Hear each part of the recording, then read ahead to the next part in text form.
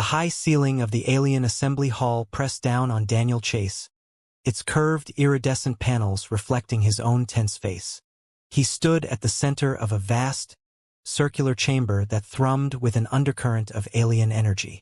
Behind him, his translator, Sergeant James Harwick, shifted uneasily, his boots squeaking faintly against the polished floor. On every side, rows of alien delegates sat or hovered in seats that resembled organically grown pods. Their expressions were unreadable to human eyes, a mix of gleaming ocular appendages, ridged exoskeletons, and bioluminescent skin patterns. Yet all attention focused forward, on him and the imposing figure that towered on a raised dais. General Taras, a warlord among his people, stood almost 3 meters tall. His emerald scales caught the refracted light, shimmering with an unsettling beauty. His hands were folded behind his back, his stance as solid and immovable as a carved statue. When he spoke, his deep voice seemed to resonate through the floor, as though the very stones carried his words. "Human envoy," Taras began, "we have considered your request to withdraw our fleets from the Outer Ring systems. Your arguments are not without merit. However, we see no reason to concede what we have claimed. You will surrender these territories, effective immediately." Sergeant Harwick muttered under his breath. "Well, that went south quick." Daniel stepped forward. "General Taras, your military strength is impressive. Your people are resourceful, and I respect the fact that you've built an empire against great odds. But I think you're misunderstanding why I'm here. I'm not asking you to give up what's yours. I'm here to help us figure out what's actually ours, and how we can work together to ensure neither side loses more than we've already lost." Taras's head tilted slightly, his vertical pupils narrowing. Humans speak often of cooperation, yet bring ships and soldiers to enforce their desires. Your words and actions do not align. If you will not submit, then perhaps we should make your intentions clear to all present. I demand your surrender. Here, now. The room seemed to hold its breath. Every delegate turned their many eyes or sensors toward Daniel. Harwick's muttering stopped entirely. Daniel let out a laugh, short, sharp, and startling in the silent chamber. "You demand my surrender?" He smirked and crossed his arms. "With all due respect, General, I think you've mistaken me for someone who scares easy." A ripple of movement spread through the alien delegates, an eerie rustling of limbs, tentacles, and wings. Harwick shot him a nervous glance, but Daniel kept his gaze locked on Taras.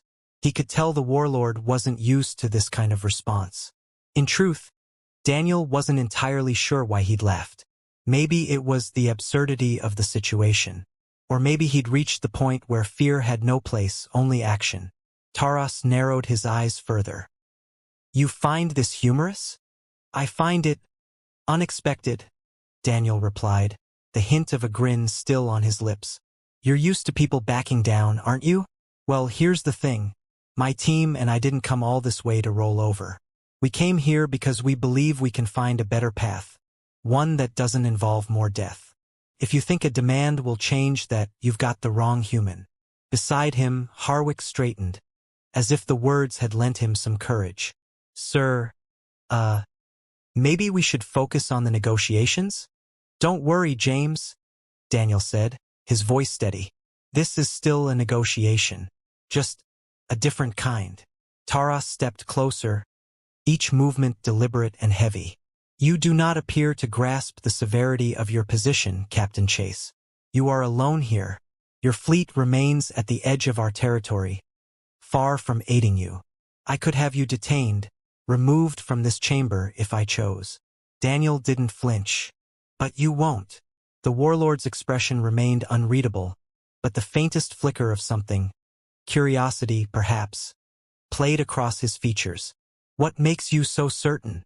"Because if you wanted me detained, you'd have done it already," Daniel said. "You're not looking to start another war. If you were, you wouldn't be talking to me in the first place. No, General, I think you're a lot smarter than you let on. And I think you know that letting me finish this conversation could be more valuable than sending me away." Harwick coughed slightly as if to interrupt, then muttered, Captain, they're still looking at us." Daniel glanced around. The alien delegates hadn't moved. Their unblinking stares, the subtle shifts in bioluminescent colors, were all fixed on him. He felt the weight of their scrutiny but pressed on. General Taras, I propose we stop the posturing. You know why I'm here, and I know you have no intention of handing over what you've fought for. But if we keep fighting, both of us lose. What we need is a framework, something that lets both our peoples survive and thrive without destroying each other. Isn't that what you want? Taras's silence stretched for several long moments. Then he nodded once, his massive head dipping slightly. You speak boldly for one in your position, Captain Chase. I will consider your words. For now. He turned to the assembly. This session is adjourned. We will reconvene tomorrow. As the delegates began to disperse, Daniel exhaled, his shoulders dropping slightly. Harwick clapped him on the back. Sir, I don't know whether you're incredibly brave or completely out of your mind. Probably a bit of both, Daniel said with a grin. But we're still standing. That's a good start. With that, they walked out of the chamber together, knowing the real battle had just begun. But it would be fought with words, not weapons. Chapter 2. A Tenuous Understanding. The next morning, Daniel Chase and Sergeant James Harwick found themselves in the grand reception hall of the alien capital. It wasn't by choice. Taras had summoned them.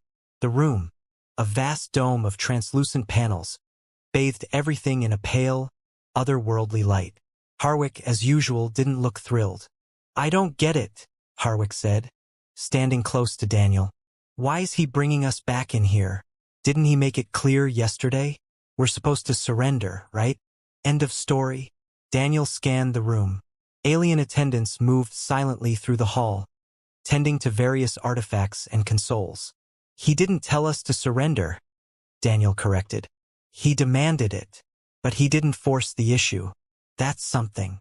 Something like stalling so he can line up more guns. Maybe. Daniel crossed his arms. Or maybe he's not sure what to do next. A new voice cut through the air. You humans are far less predictable than I expected. Daniel and Harwick turned to find Taras standing in the entranceway, flanked by two of his officers. The Warlord's emerald scales gleamed as he approached, his heavy steps echoing in the chamber. He stopped a few paces away, towering over the humans. Taras, Daniel greeted. I didn't expect to see you again so soon. I decided it would be prudent to reconsider your perspective, Taras said. His vertical pupils scanned Daniel, then shifted to Harwick. Your comrade remains silent. Does he not speak? Harwick cleared his throat. I speak plenty. Just didn't think you wanted to hear it. The corner of Taras's mouth curled upward, an alien approximation of a smirk. Honesty, rare among diplomats. I'm not much of a diplomat, Harwick muttered, earning a side-eye from Daniel. General, Daniel said, steering the conversation back. What prompted this sudden interest in my perspective? Taras motioned toward a cluster of seats near the center of the hall. Sit. There are things you must understand about my people. If we are to find common ground, you should know why we fight. Daniel and Harwick exchanged a glance before sitting down across from the towering alien. Taras remained standing, his gaze distant as he began to speak. Our territory is not vast. Our resources are not abundant. For generations, we have struggled. When our ships first encountered your kind, we saw opportunity, new worlds, new materials. But as you humans know, opportunity often breeds conflict. Harwick tilted his head. So, you're saying this whole thing is just about resources? No, Taras said firmly. Resources are a factor, yes. But it is also about pride. Survival. We expanded not because we desired conquest, but because we feared what would happen if we did not. Your species grows rapidly. You spread quickly. To us, you appeared as a storm on the horizon. We struck first not out of malice, but out of necessity. Daniel leaned forward. And now, Taras's pupils narrowed. Now, we see that you humans are not so easily subdued. Your ability to adapt, your determination, it has caused us to reconsider our approach. I sought to break you, Captain, but you remain intact. And so I must ask myself if there is another path. Harwick spoke up, his voice tinged with skepticism. You mean peace? Taras glanced at him, then back at Daniel. I mean coexistence. If it is possible. You and I both know that peace is fragile. It can shatter with the slightest provocation. I must be certain that your intentions are genuine. They are, Daniel said. That's why we came here. To find a way forward without more bloodshed. Taras studied him for a moment. Then he sat down, his massive frame lowering into a chair that creaked under his weight. If that is true, then we must discuss what coexistence would look like. How do we share resources? How do we ensure that neither side feels threatened? And how do we trust one another after what has already occurred? Daniel nodded. That's a start. But we're going to need more than just words. If we're serious about this, we'll have to work together on real solutions. Agreed, Taras said. But words are the foundation. Without them, no solutions can be built. Harwick leaned back, crossing his arms. You know, I never thought I'd see the day when a human and an alien warlord sat down to talk shop. Taras raised a brow ridge. Your comrade speaks as if he finds this situation amusing. Not amusing, Harwick said. Just unexpected. Don't mind me, General. I'm just here to back up the captain. Daniel smirked. You're doing a great job, James. The warlord's mouth twitched again in that almost smile. You two seem to function well as a unit. Perhaps that will serve us in the negotiations to come. I hope so, Daniel said. Because if this works, it'll be a hell of a story to tell back home. Chapter 3. An Unlikely Alliance. The meeting chamber was dimly lit. Its long table stretched out beneath a web of glowing crystalline fixtures embedded into the ceiling. Captain Daniel Chase glanced at Sergeant Harwick as they waited for Taras to arrive. The silence in the room pressed heavily against them. Do you think this is just another stalling tactic? Harwick asked, fidgeting with a datapad in his hands. They bring us in here, let us stew for 20 minutes, then tell us we're wasting their time. Seen it before. Daniel shook his head. Not this time. Taras might be tough, but he's not playing games. He's thinking. That's more than I can say for most commanders I've dealt with. The large double doors at the far end of the chamber slid open with a low hum. Taras entered, his towering frame casting long shadows across the table. Following close behind was an alien officer in ornate combat plating and a woman who clearly wasn't military. Her lighter frame and flowing gray garments marked her as a civilian. Her pale, bioluminescent skin seemed to shimmer faintly, making her stand out against the dull greens and grays of the other two. I trust you haven't grown tired of waiting, Taras said, his voice steady as he approached. This is Dr. Renisha, one of our leading scientific minds. She will be joining our discussions. Daniel and Harwick both stood. Daniel extended a hand toward Renisha. Captain Daniel Chase. A pleasure. She regarded his hand for a moment before placing her smaller, three-fingered hand in his, giving it a light squeeze. Dr. Renisha. The pleasure is mine. Sergeant James Harwick, Harwick said, giving her a polite nod. They all sat, the table now feeling a little less empty with the additional presence of Renisha. Taras wasted no time. You humans have made your position clear. Coexistence, cooperation. These are noble ideals, but we must determine if they can be achieved through action, not merely words. Daniel leaned forward. What are you proposing? Taras glanced at Renisha, who activated a console embedded in the table. A holographic image of a mining colony flickered into view. It showed a rugged outpost on a barren moon, surrounded by a dozen large mining rigs. Tiny figures, both human and alien, could be seen moving between structures. This outpost, Renisha began, her voice calm and measured, is one of several where our peoples have clashed in recent months. The resources here are vital to both of us. However, the constant fighting has halted production entirely. No one benefits. Harwick snorted. So you're suggesting we just shake hands and start digging together? In a manner of speaking, yes, Renisha said. But it won't be that simple. Both sides have mistrust. Both sides have grievances. And there are individuals on both sides who would rather see this conflict continue. Daniel nodded slowly. You want us to take a small, controlled step toward collaboration. Prove we can work together before committing to anything larger. Precisely, Taras said. If we can stabilize production at this site, it will send a clear signal to our respective governments that peace is more profitable than war. Profitable. Harwick raised an eyebrow. Not exactly the warm and fuzzy approach, is it? Pragmatic, Taras replied. I assume your people also value practicality. He's got you there, Daniel said with a small smirk. All right, let's say we agree to this.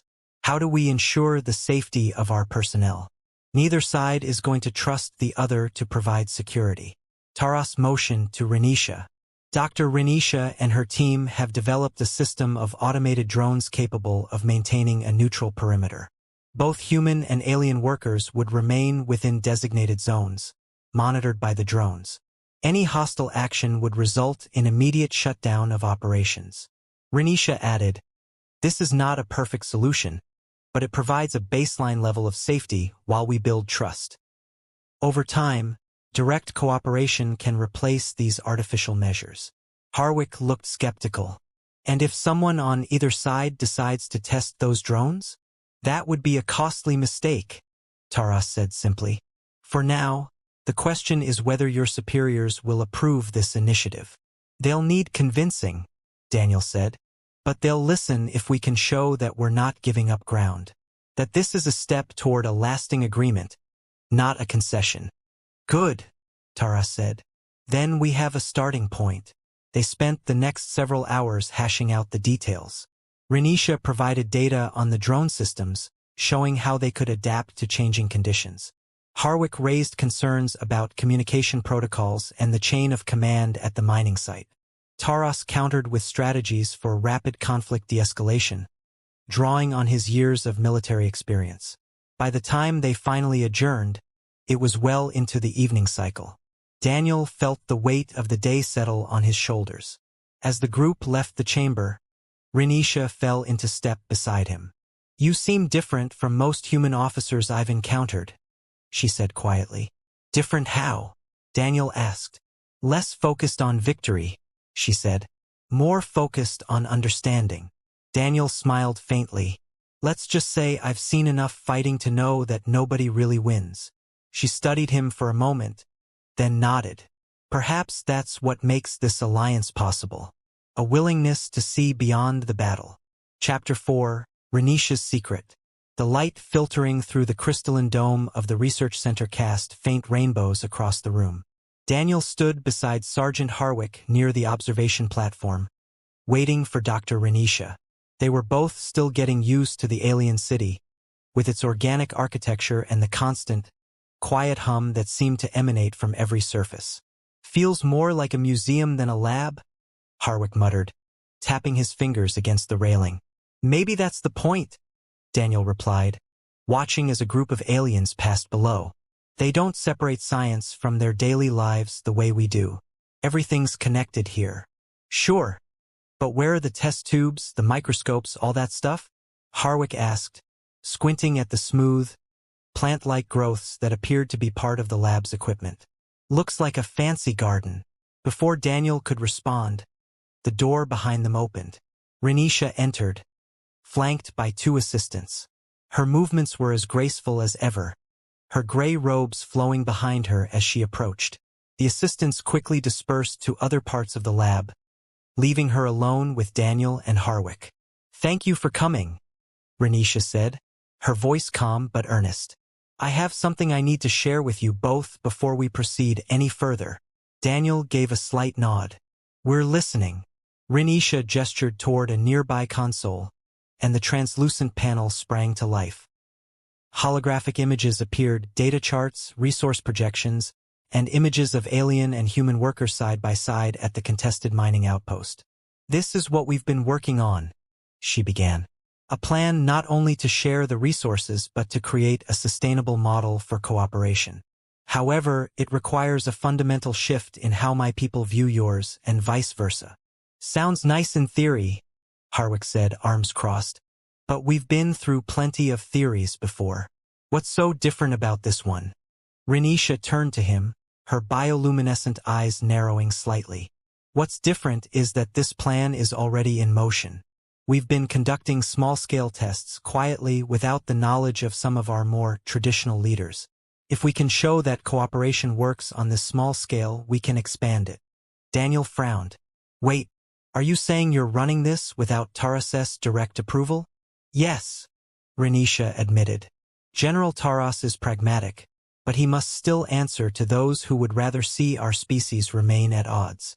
I've taken steps to ensure that this effort continues, regardless of political shifts. You're taking a big risk, Daniel said, his tone more cautious than accusatory. Renisha met his gaze evenly. A calculated risk. If we do nothing, the conflicts will continue. More lives will be lost. I'm asking for your trust. If you truly want to end the fighting, then you must help me prove that collaboration is possible. Harwick leaned back against the railing, shaking his head. You know, Captain, I didn't think we'd be getting into espionage when we signed on for diplomacy. We're not spying, Daniel said firmly. We're supporting someone who's trying to save lives. He turned to Renisha. What do you need from us? She walked over to the console and highlighted a particular set of coordinates on the hologram. There's a nearby research facility. My team there has developed a system for blending our mining techniques with. Why us? Harwick asked. Because you're outsiders, Renisha replied. If you succeed, it will show both our peoples that we can achieve more together than apart.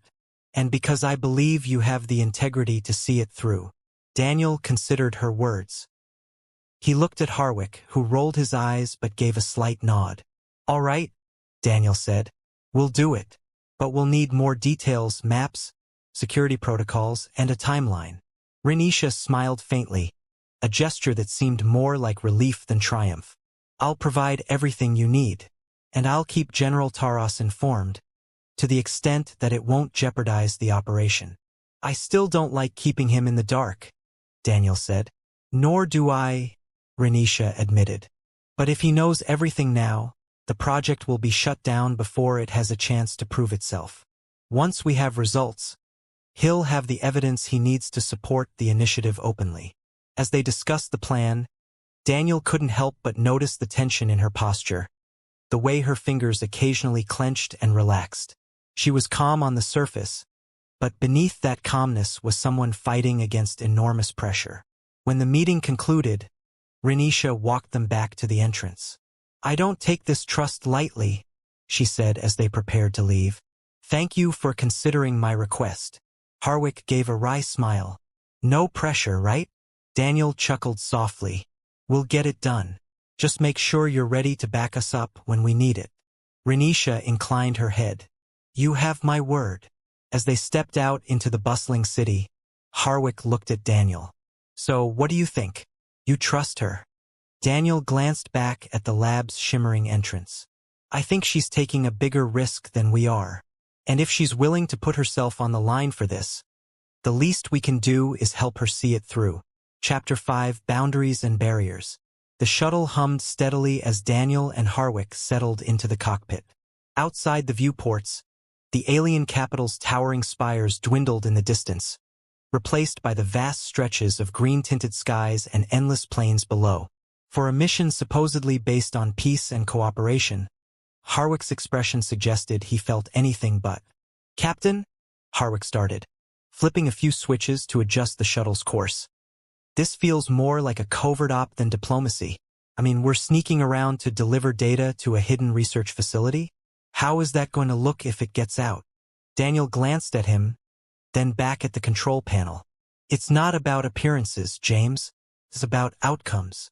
If Renisha's project can show real results, better resource extraction, cooperation that actually works, then we'll have leverage to argue for larger agreements. But we can't get there if her work's shut down before it even starts. Harwick muttered something under his breath and focused on the flight path. Still don't like it, he said finally. But I get it.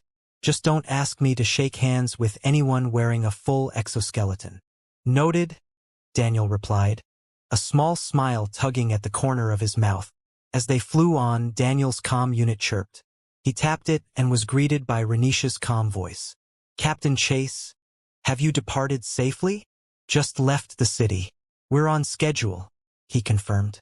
Anything we should know before we arrive? There is a local security team stationed near the facility, Renisha explained. They've been briefed to expect you, but you'll need to verify your credentials upon landing. Once you're inside, Dr. Treylin will oversee the data integration. I trust you'll find him competent. Understood, Daniel said. We'll keep you updated. Be careful, she added. There are still those who would prefer this project never come to light. Her words lingered in Daniel's mind after the call ended. The fact that Renisha was going against parts of her own government, albeit quietly, spoke volumes. She was willing to risk her position, maybe even her safety, to push for a better future. That took more than just conviction. It took someone who truly believed that change was worth fighting for. You've been awful quiet, Harwick said, breaking the silence. Thinking about her, aren't you? Daniel raised an eyebrow. Who? Come on, Captain, Harwick said, smirking. You've been going out of your way to defend her plans, and you're acting like you're not impressed by her whole against the odds approach. Don't tell me you're not at least a little interested. It's not like that, Daniel replied, keeping his tone steady. I respect her. She's doing what she thinks is right, even when it's not easy. That's the kind of person I can work with. Aha, Harwick said, clearly unconvinced. Just don't let it distract you. That's all I'm saying. Before Daniel could respond, the shuttle's console chimed with a proximity alert. A rugged plateau loomed ahead, rising from the flat plains like a natural fortress. The research facility was built into the side, its sleek, metallic structures blending with the rock. A small landing platform jutted out from the cliff face. Harwick brought the shuttle in for a smooth landing. As the engines powered down, Daniel grabbed the datapad containing Renisha's files and nodded toward the exit. Let's get this done. A pair of armed alien guards met them at the landing pad. Their armor gleamed in the sunlight, and their visors displayed an unreadable array of colors. After a tense moment of scanning their credentials, the guards stepped aside and motioned toward the facility's main entrance. Inside, the corridors were cool and quiet, lit by soft, pulsating lights along the walls. Dr. Treylin greeted them in a small observation room overlooking the central lab. He was shorter than Renisha, with a more angular frame and a quick, efficient manner. You have the data? He asked without preamble. Daniel handed him the pad. Everything Renisha provided. She said you'd know how to handle it. Treylin plugged the pad into a terminal and began scrolling through the information. This will help significantly, he said, his tone neutral but focused. If we can implement these changes, production efficiency will increase by at least 20%. That's enough to justify expanded cooperation. Daniel leaned against the console, watching the data stream across the screen. So what's the next step? Renisha will handle the political side, Treylin said. Our job is to produce results. If the data integration goes smoothly, we'll present the findings at the next diplomatic summit. And if it doesn't go smoothly? Harwick asked, his arms crossed. Trellin's expression didn't change. Then we try again. As they prepared to leave, one of Trellin's assistants approached with a stack of updated charts. Daniel took a moment to glance at them, noting the careful balance between human and alien contributions to the new processes. It wasn't perfect, but it was a start. Harwick, meanwhile, muttered to himself as they walked back toward the shuttle. No backup plan, no contingency, just try again. I don't like it. We're doing this because it's the right thing to do, Daniel said, and because Renisha believes in it. That's reason enough. Harwick gave him a sidelong look.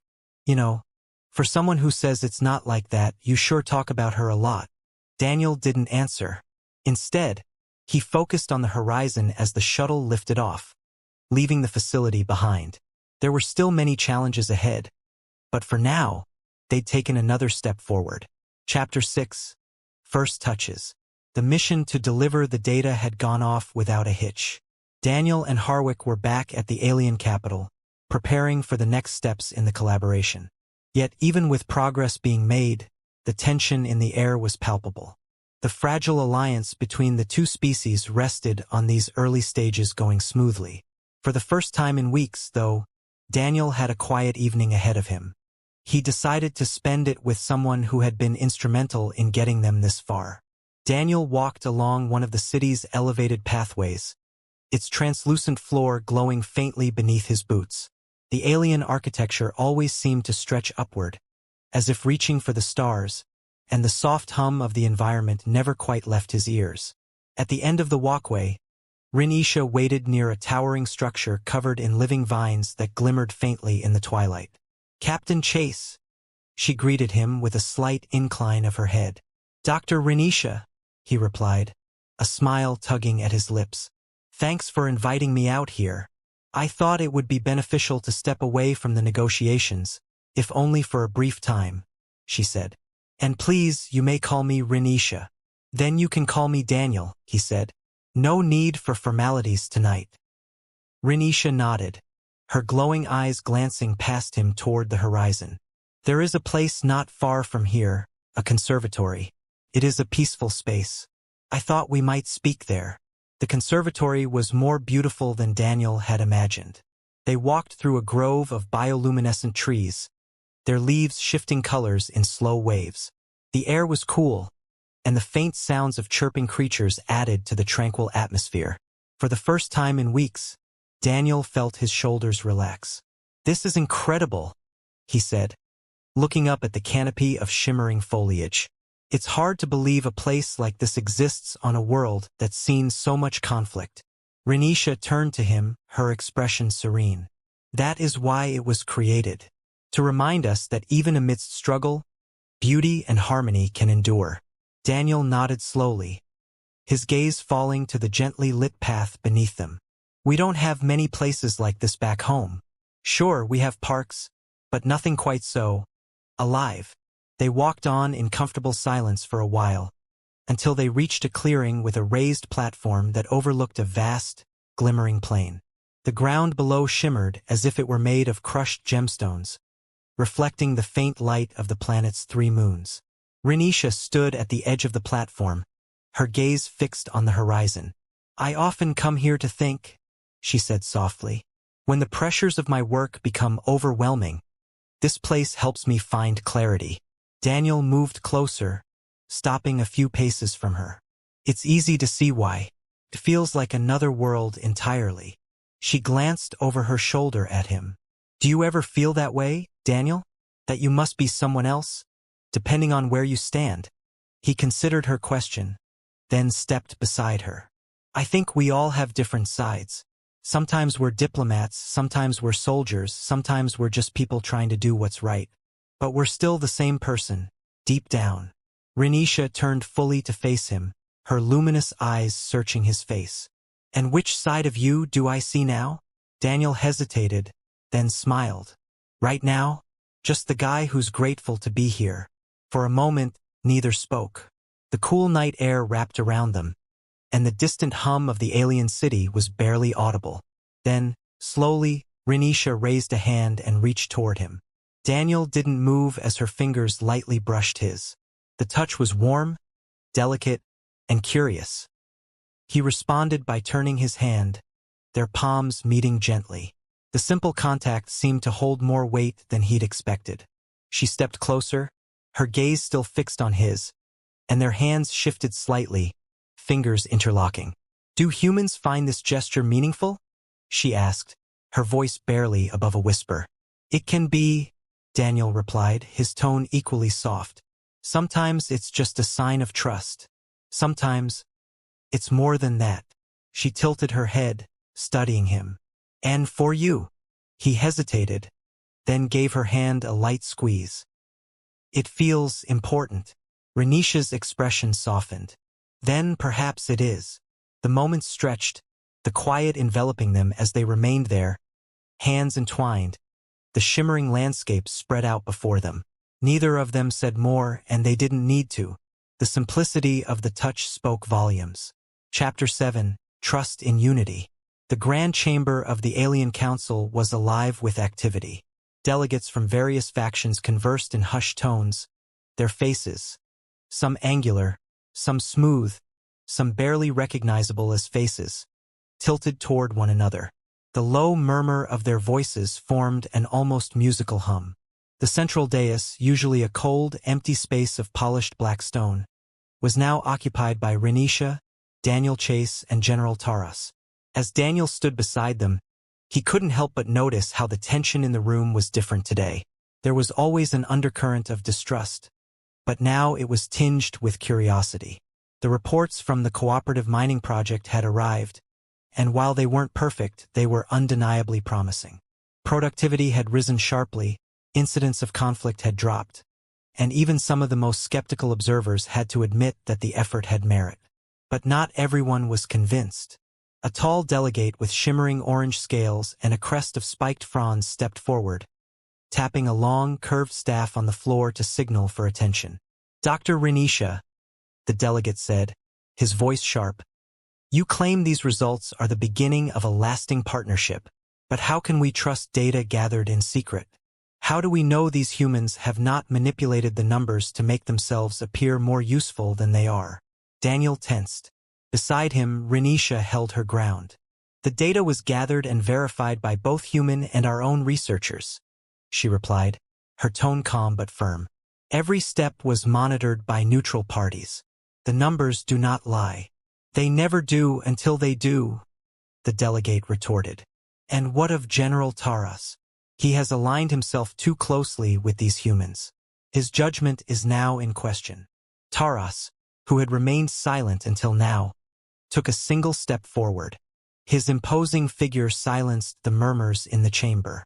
"My judgment," he said, his deep voice reverberating through the hall, "has always been guided by the best interests of our people. I agreed to this collaboration not out of weakness, but because I see an opportunity to ensure our survival. If we continue to fight these humans, we risk losing everything. If we work with them, we can achieve far more." The orange-scaled delegate hissed quietly but stepped back. The chamber grew still again. As the council deliberated, Daniel glanced at Harwick, who stood near the edge of the room, arms crossed. Harwick gave a subtle shrug, as if to say, "You're on your own, buddy." Daniel turned back to Renisha and Taras, both of whom were waiting for the council's decision. Minutes passed like hours. Finally, the lead counselor, a being with flowing, semi-translucent appendages that rippled like liquid, raised a hand-like projection to quiet the room. "The council recognizes that this collaboration has shown initial success," the counselor said in a smooth, even tone. "But trust is not built in a single day. Further efforts will be required to prove that this partnership can endure." Renisha inclined her head. "We understand, counselor. We are committed to continuing this work and building on these early results." When the session ended, the chamber emptied slowly. Renisha, Taras, Daniel, and Harwick gathered near the main doors, away from the remaining delegates. "Well," Harwick said, breaking the silence, "I think that went as well as it could have. Nobody threw anything at us." "That's progress," Daniel replied with a faint smile. He turned to Renisha. "You handled their questions perfectly. We wouldn't have made it this far without you." Renisha gave him a small, grateful smile. "I appreciate that, Daniel, but we still have a long way to go." Taras crossed his arms, his massive frame blocking much of the hallway's light. The council's caution was expected. Their decision to allow further cooperation is a victory, even if they refuse to call it one. He glanced at Daniel. "You should take this moment to regroup. More challenges will come." "Understood, General," Daniel said. "And thank you for standing by us today." Taras nodded once, then turned and walked away, his heavy footsteps echoing down the corridor. As the others dispersed, Daniel and Renisha lingered near the entryway. The soft glow of the city beyond spilled into the chamber, casting gentle light on their faces. "You've done so much," Daniel said. "Not just for your people, but for this partnership. If this works, it'll be because of your efforts. Renisha tilted her head slightly, her luminous eyes meeting his. I could say the same of you. Without your willingness to stand with me, to take these risks, none of this would have been possible. For a moment, the weight of their shared struggle hung in the air. Then Renisha stepped a little closer, reaching out to lightly touch Daniel's arm. Let us not lose sight of why we started this journey. Together, we have already accomplished more than many believed possible. If we remain united, we can accomplish even more. Daniel placed his hand gently over hers, nodding. I believe that too. Let's keep going. They stood there briefly, sharing the quiet, before finally walking out into the city lights. They both knew that more challenges lay ahead, but tonight, they had taken a step closer to the peace they were fighting for. Chapter 8. A Future Together. The next diplomatic summit was set against a backdrop unlike any Daniel Chase had seen before. A sprawling alien metropolis stretched out beneath the floating conference platform, the city's bioluminescent glow mingling with the light of the system's twin stars. Above the platform, glimmering energy fields kept the air calm and breathable, while soft chimes marked the passage of time. It felt as if the meeting was being held within a living work of art, rather than a sterile political chamber. Daniel stood near the edge of the platform, looking out over the cityscape. Beside him, Harwick fiddled with his communicator. The sergeant looked as uncomfortable as always in diplomatic settings, though he hid it behind his usual sarcasm. Captain, you ever think about what we're actually doing here? Harwick said, his voice low enough not to carry to the alien delegates who were slowly arriving. I mean, we're about to make deals that'll shape the next few decades, maybe even centuries. It's a lot of weight on two guys who used to be more concerned with tactical readiness than trade agreements. Daniel smirked, though he didn't look away from the horizon. I think about it all the time, James. I think that if we do this right, maybe we won't have to worry about the next war. Maybe we'll actually get a chance to build something that lasts. Harwick snorted. Sure, and maybe they'll name a city after us. Before Daniel could respond, Renisha approached from the far side of the platform. Her flowing, gray-green robes caught the sunlight, and her steps were quiet yet purposeful. She greeted them with a slight incline of her head. Captain Chase, Sergeant Harwick, she said. It's good to see you again. Good to see you too, Doctor, Daniel replied. Ready for the big moment? Renisha's gaze turned toward the assembly area, where alien and human representatives were taking their places at the central table. It's not a moment I ever thought I'd see, but it's here, and we must make the most of it. As the meeting began, Daniel, Renisha, and Harwick joined. Small nod, a silent acknowledgement of the humans' role in getting them this far. The talk started slowly. Delegates from both sides raised concerns about long-term resource sharing, joint security measures, and cultural integration. The discussions were tense at times, with voices rising in the heat of disagreement. But Daniel noticed something different this time. The arguments, while passionate, lacked the outright hostility that had defined earlier meetings. There was skepticism but also a willingness to listen. The initial cooperative project had proven that the two sides could work together, and that small success had planted a seed of trust. During a brief recess, Daniel stepped away from the table and found Renisha standing near a transparent panel that overlooked the city below. He joined her, leaning against the edge of the panel. You're doing well in there, he said. She turned to him, her luminous eyes reflecting the light of the city. I'm trying. There's still much to overcome, but we're making progress. That's all we can do, he said. One step at a time. Renisha studied him for a moment. Do you believe it will last? This partnership we're building? Daniel paused, considering his answer. I think it can. As long as we keep showing that it works, that it benefits both sides, we can keep it going. It won't be easy, but nothing worthwhile ever is. Her expression softened, and she placed a hand lightly on his arm. I'm grateful you're here, Daniel. You've shown me that trust is possible, even when it seems out of reach.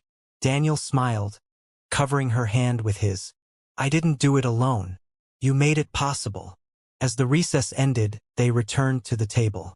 The rest of the discussions were just as challenging, But by the end of the summit, an agreement was reached. It wasn't perfect, and not everyone was happy. But it was a start, a framework for coexistence, built on mutual effort and shared goals.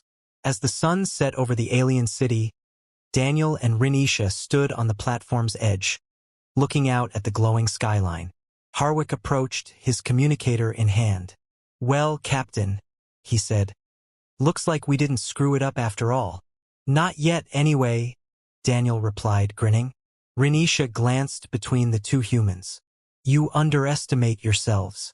This is only the beginning. Together, we've built a foundation. Now it's up to all of us to ensure it grows stronger." Harwick shrugged. "If you say so, document.